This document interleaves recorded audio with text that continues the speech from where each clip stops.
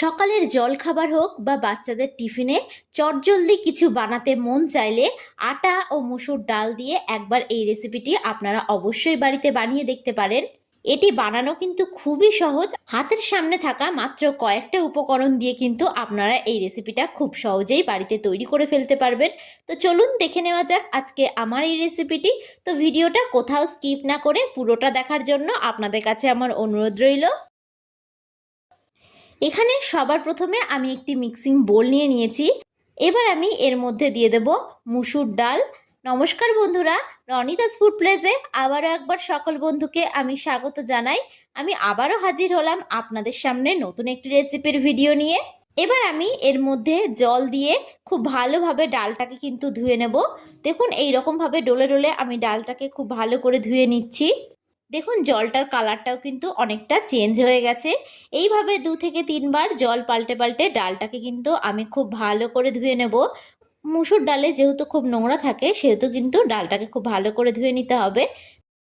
তো দেখুন এখানে আমি ডালটাকে এরকমভাবে খুব ভালো করে পরিষ্কার করে ধুয়ে নিয়েছি। এবার অন্যদিকে আমি একটা কড়াই বসিয়ে দিয়েছি। কড়াইটাকে খুব ভালো করে আমি গরম করে নেব। কড়াইটা কিন্তু গরম হয়ে গেছে। এবার আমি এর মধ্যে দিয়ে দিচ্ছি পরিমাণ মতন সাদা তেল। তবে আমি এখানে রান্নাটা সাদা তেল দিয়ে করেছি, আপনারা কিন্তু চাইলে রান্নাটা সর্ষের তেল দিয়েও করতে পারেন। তেলটা কিন্তু খুব ভালো করে গরম হয়ে গেছে।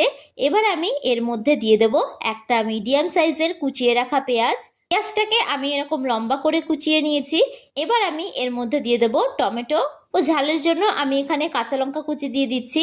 ঝালটা কিন্তু অবশ্যই এখানে আপনারা যে যতটা খেতে পছন্দ করবেন সেই অনুযায়ী দেবেন।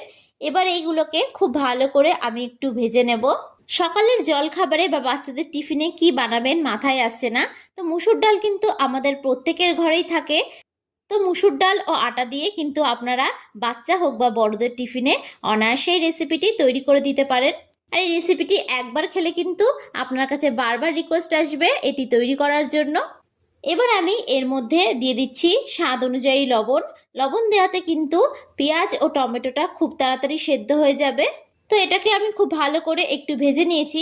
ঠিক এই রকমভাবে কিন্তু একটু ভেজে নিতে হবে। এবার আমি এর মধ্যে দিয়ে দিচ্ছি লঙ্কার গুঁড়ো ও দিয়ে দেবো হলুদ গুঁড়ো। এবার এটাকে খুব ভালো করে আমি একটু নাড়াচাড়া করে ভেজে নিচ্ছি। তো দেখুন খুব ভালো করে কিন্তু আমার ভাজা ভাজা হয়ে গেছে। এবার আমি এর মধ্যে দিয়ে দেব আগে থেকে ধুয়ে রাখা মুসুর ডালটা। সমস্ত মুসুর ডালটা আমি দিয়ে দিলাম।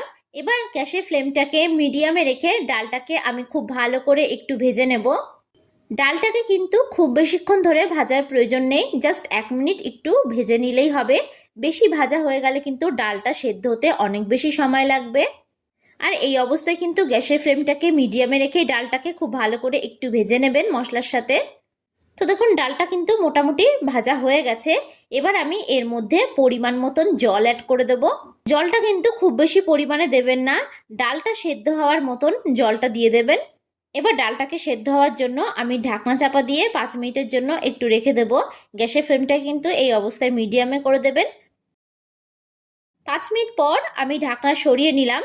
তো দেখুন ডালটা কিন্তু খুব ভালো করে সেদ্ধ হয়ে গেছে। এইরকমভাবে ঢাকনা চাপা দিয়ে ডালটা সেদ্ধ করে নেবেন, তাহলে কিন্তু ডালটা খুব তাড়াতাড়ি সেদ্ধ হয়ে যাবে। তো এবার আমি এর মধ্যে দিয়ে দিচ্ছি আটা। আমি এখানে রেসিপিটা আটা দিয়ে করেছি, তবে কিন্তু আপনারা চাইলে আটার পরিবর্তে ময়দা দিয়েও করতে পারেন। এবার এটাকে কিন্তু খুব ভালো করে আমি একটু মিশিয়ে নেব।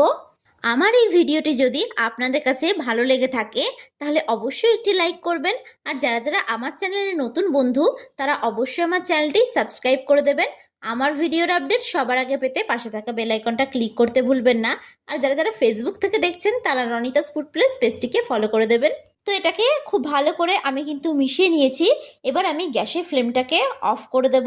অফ করে এটাকে অন্য একটি পাত্রে নামিয়ে আমি খুব ভালো করে ঠান্ডা করে নেব। তো দেখুন আমি এরকম একটি পাত্রে নামিয়ে খুব ভালো করে কিন্তু ঠান্ডা করে নিয়েছি। এবার এটাকে আমি হাত দিয়ে খুব ভালো করে একটু মেখে নেব।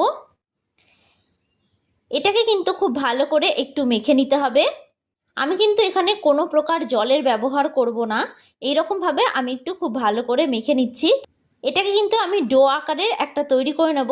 তবে আপনাদের কাছে যদি ডোটা একটু শক্ত বলে মনে হয় তবে সেক্ষেত্রে কিন্তু আপনারা একটু জল দিতে পারেন। তবে জলটা কিন্তু খুবই সামান্য পরিমাণে দেবেন। তো এইভাবে কিন্তু খুব ভালো করে আমি এটাকে মেখে নিচ্ছি।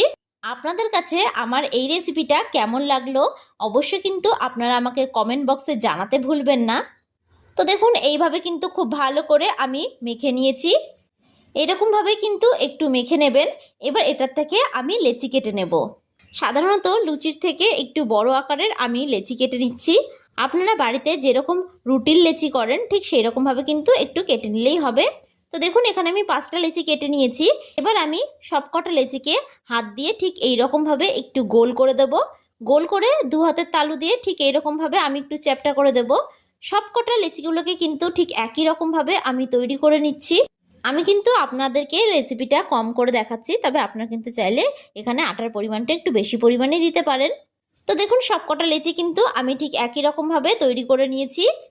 এরকমভাবে লেচিগুলো তৈরি করে নেবেন, তাহলে কিন্তু রেসিপিটা তৈরি করতে বেশ সুবিধা হবে। এবার অন্যদিকে আমি একটা চপিং বোর্ড নিয়ে নিয়েছি। এবার আমি এখানে একটা লেচি নিয়ে নিলাম। এবার আমি এর উপর থেকে সামান্য পরিমাণে একটু আটা দিয়ে দেব। তবে আপনারা কিন্তু চাইলে আটার পরিবর্তে ময়দাও ব্যবহার করতে পারেন এখানে। এবার লেচিটাকে 2 পিঠ কোট করে নিয়ে আমি খুব ভালো করে একটা বেলনির সাহায্যে বেলে নেব। বেলতে গেলে দেখবেন এইরকমভাবে চারিদিকটা একটু ফেটে যাচ্ছে। যেহেতু আমি আটার মধ্যে মুসুর ডাল মিশিয়ে করেছি রেসিপিটা, সেহেতু কিন্তু বেলার সময় চারিদিকে একটু ফেটে যাবে। তবে সেক্ষেত্রে কিন্তু কোনো অসুবিধা নেই। তো দেখুন এইরকমভাবে আমি বেলে নিয়েছি। তবে এটাকে কিন্তু আপনারা খুব বেশি পাতলা করেও বেলবেন না, আবার খুব বেশি মোটা করেও বেলবেন না। এবার আমি এরকম একটা স্টিলের ঢাকনা নিয়ে নিয়েছি। এবার এই ঢাকনা দিয়ে আমি খুব ভালো করে এটাকে একটু চাপ দিয়ে গোল শেপের কেটে নেব। এটাতে কিন্তু দেখতে খুবই সুন্দর লাগবে। তো দেখুন আমি এরকম গোল শেপের কেটে নিয়েছি। বাদবাকি অংশটাকে কিন্তু আমি ফেলবো না, এটাকেও কিন্তু আমি বেলে নেব। তো আরেকটা আপনাদেরকে তৈরি করে দেখাচ্ছি। আমি যাতে এগুলো দেখতে সুন্দর লাগে সেহেতু কিন্তু এরকম টিফিন বাটির ঢাকনা দিয়ে একটু কেটে নিচ্ছি। তবে আপনাদের হাতের সামনে যদি অতটা সময় না থাকে তবে কিন্তু আপনারা এই কাজটা নাও করতে পারেন। আমি কিন্তু জাস্ট এটা একটু সুন্দর দেখার জন্যই এই কাজটা করে নিলাম। তো সবগুলোকে কিন্তু একই রকমভাবে আমি তৈরি করে নেব। তো সবকটাকে একেবারে তৈরি করে আমি আপনাদেরকে দেখাচ্ছি। তো দেখুন সবগুলোকে কিন্তু ঠিক একই রকমভাবে আমি তৈরি করে নিয়েছি। তো দেখুন এগুলো কিন্তু দেখতে বেশ সুন্দর লাগছে। এবার অন্যদিকে আমি একটা ফ্রাইং প্যান বসিয়ে দিয়েছি। প্রথমে ফ্রাইং প্যানটাকে আমি খুব ভালো করে একটু গরম করে নেব।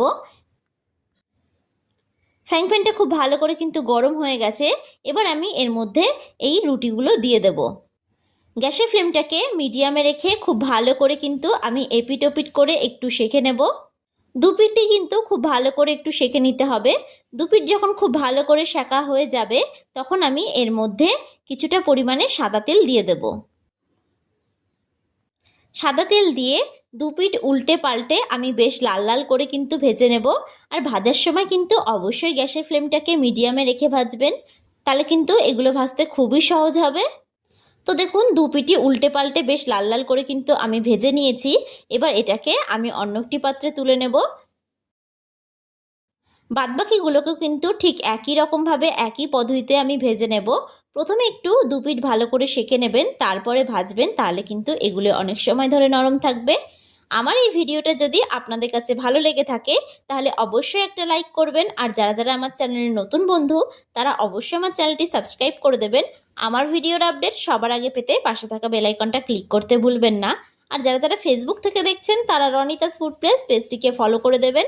তো ভিডিওটা শেষ পর্যন্ত দেখার জন্য আপনাদেরকে আমি অসংখ্য ধন্যবাদ জানাই। তো এটাও ভাজা হয়ে গেছে, তো এটাকে আমি অন্য একটি পাত্রে তুলে নেব। তো দেখুন খুব সুন্দরভাবে তৈরি হয়ে গেছে আমাদের মুসুর ডালের পরোটার এই রেসিপিটি। এটি খেতে কিন্তু খুবই অসাধারণ হয়। আর এটি দেখুন কতটা সফট ও নরম হয়েছে। এটা কিন্তু আপনারা বাচ্চা অথবা বড়দের টিফিনে অনায়াসে তৈরি করে দিতে পারবেন। আর এটা খেতে কিন্তু কোনো সাইড ডিশের প্রয়োজন হবে না। তো আজকের মতন আমি বিদায় জানালাম। আবারও হাজির হব আপনাদের সামনে নতুন একটি রেসিপির ভিডিও নিয়ে। তো আশা করি আপনারা সকলে ভালো থাকবেন, সুস্থ থাকবেন। ধন্যবাদ।